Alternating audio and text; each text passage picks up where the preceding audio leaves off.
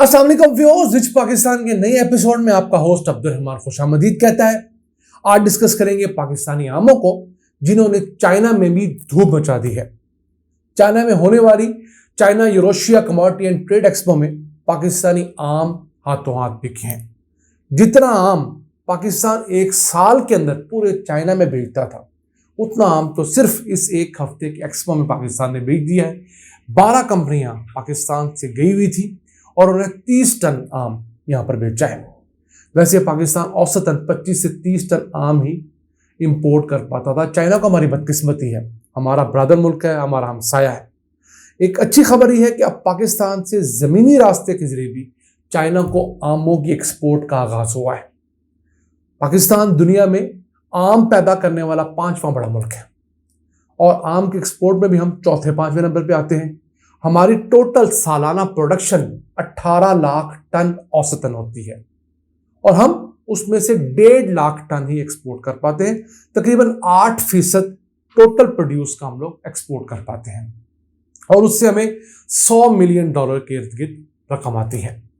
अगर global mango trade, mango market की बात करें, जिसमें फ्रेश मैंगो भी है, पल्प भी है, प्रोसेस्ड भी है, फ्रोजन भी है, तो ये $64 बिलियन की मार्केट है और हम उसमें से क्या फेच कर पा रहे हैं? ना होने के बराबर। हमारा हमसाया मुल्क चाइना ही हर साल 84,000 टन आम इंपोर्ट करता है और उसकी बड़ी मिकदार वियतनाम वगैरह से आती है, जो कि किसी सूरत पाकिस्तानी आम के मुकाबले का आम नहीं है। लेकिन चूंकि उनकी पैकिंग अच्छी है, उनकी शेल्फ लाइफ अच्छी है, वो क्वालिटी मेंटेन कर पाते हैं, इसलिए वो चाइनीज मार्केट को टारगेट कर लेते हैं। हम लोग क्वालिटी में बहुत अच्छे हैं लेकिन क्वालिटी मेंटेन करने में पुअर है। पैकेजिंग हमारी उतनी अच्छी नहीं है और फिर हमारे मैंगो की शेल्फ लाइफ भी कम दिन है। उस वजह से बहुत सारे इश्यूज आ रहे थे। उसे सॉर्ट आउट करने के लिए पाकिस्तान में एक नई टेक्नोलॉजी मुतारफ करवा गई है, जिसको कहते हैं फ्लैश फ्रीजिंग। इस टेक्नोलॉजी के जरिए पूरे मैंगो को सिर्फ 5 से 10 मिनट के अंदर +20 डिग्री से -100 डिग्री तक फ्रीज किया जाता है और फिर उसे फ्रीज ही छोड़ दिया जाता है। इस टेक्नोलॉजी के जरिए उस मैंगो की शेल्फ लाइफ जो है, उम्र जो है, वो 1 साल हो जाती है। उसे आप ट्रांसपोर्ट करें, जहां भी जाएंगे उसे डीफ्रॉस्ट करें और वो काबिल इस्तेमाल है। उसका अरोमा, उसका टेक्सचर, उसका टेस्ट बदलता नहीं है।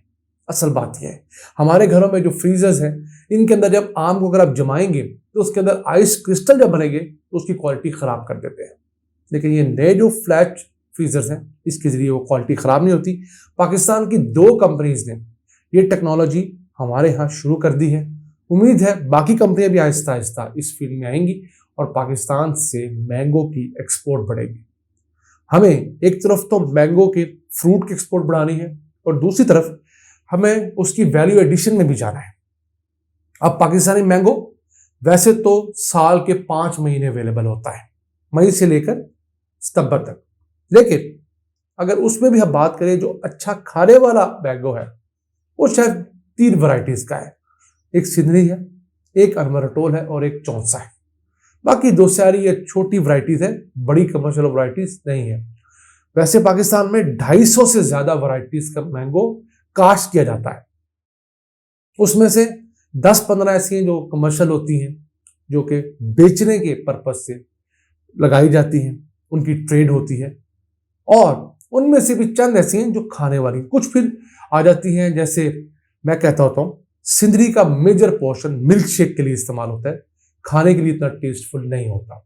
आप समझ लीजिए कि 100 किलो में से 10 किलो सिंदरी ऐसा होगा जो खाने में बहुत लजीज होगा। 90 किलो सिंदरी ऐसा है जिसका शेक, मैंगो शेक, जूस बहुत आला बनेगा लेकिन खाने में उतना अच्छा नहीं होगा। फिर चौंसा है। चौंसे की वैरायटी जो सबसे पहले आती है सीजन के अंदर, जिसे मौसमी चौंसा कहते हैं, टेक्निकल लफ्ज उसका यही है, सुराही की तरह का होता है, वही खाने वाला है। उसके बाद जो सफेद चौंसा आजकल आ रहा है, बड़े साइज का, किलो का आम जो होता है, वो खाने में भी कोई खास लजीज नहीं, उसका मिल्क शेक भी कोई इतना अच्छा नहीं बनता। फिर बाद में काला चौंसा स्टार्ट होता है, उसमें तो रेशे इतने होते हैं, वो सिर्फ चूसते के काम अच्छा आता है, खाने में भी और शेक में भी कोई इतना अच्छा नहीं रहता। तो हमने देखना यह है कि हमारा कौन सा मैंगो किस पर्पस को कैटर कर सकता है। खाने के लिए दुनिया में कौन सा मैंगो हम भेज सकते हैं उसका पल्प बनाकर हम दुनिया में कौन सा दे सकते हैं, फ्रोजन मैंगो, स्लाइस्ड मैंगो और तमाम चीजें प्यूरी वगैरह बनाकर हम दुनिया को बेच सकते हैं। वैसे दुनिया के अंदर तो ऐसे आम की किस्में भी हैं जो 1 किलो आम पाकिस्तानी 10 लाख रुपए में फरोख्त होता है। जी हाँ, जापान के अंदर एक आम काश्त किया जाता है, मिज़ाकी आम, जिसका 1 किलो 5 लाख यन के अंदर ऑक्शन होता है। ये ऑक्शन की बात कर रहा हूं, फ्रूट मंडी की।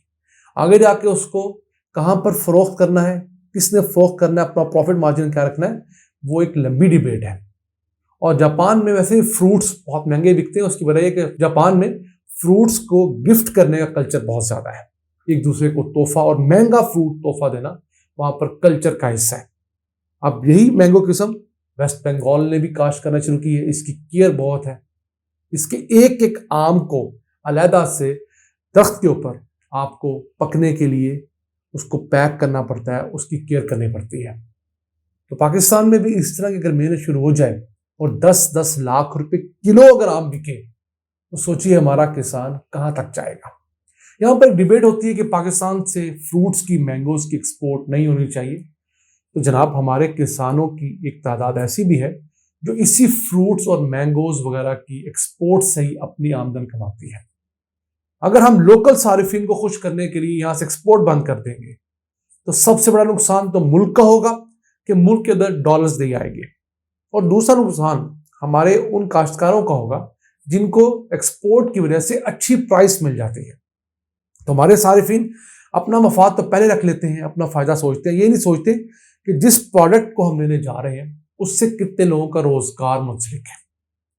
पाकिस्तान में तकरीबन 30 अकसाम के फ्रूट्स कमर्शियल बुनियादों पर उगाए जाते हैं। मसलन आम है, सेब है, आड़ू है, खुबानी है। ये 30 अकसाम के फ्रूट्स कमर्शियल बुनियादों पर उगाए जाते हैं। इसके अलावा बहुत सारे फ्रूट्स ऐसे किसी ने अपनी मर्जी से 5 पौधे लगवा लिए, अपने ऑर्चर्ड में लगा लिए, घर पे लगा लिए, वो हम डिबेट नहीं कर रहे।